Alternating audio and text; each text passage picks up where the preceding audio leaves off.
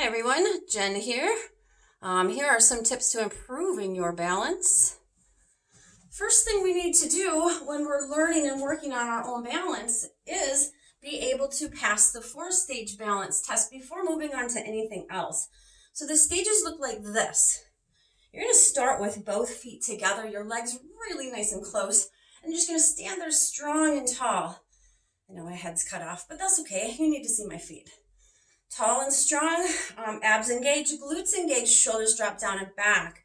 Now, if you can stand here with your arms comfortably by your sides and not feel any type of scaredness or anything like you're going to fall, then you can progress to the next stage, which would be one foot just slightly in front of the other. So they kind of nestle into the curves of each other.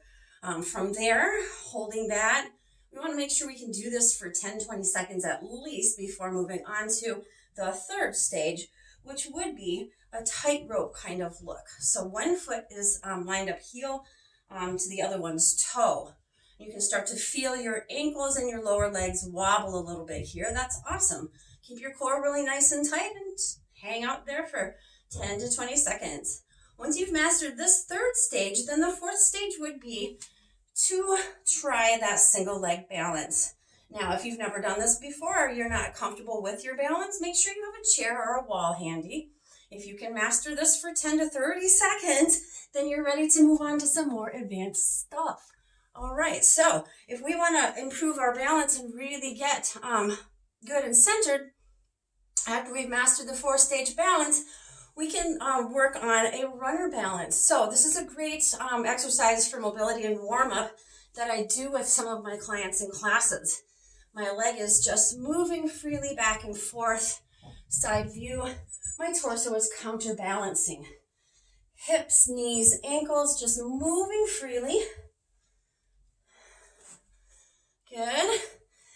And then once you've done that to each side, you can try for that warrior 3. Arms can be back behind. You're working to create a parallel between your upper body and the floor. Sending your leg way back with energy.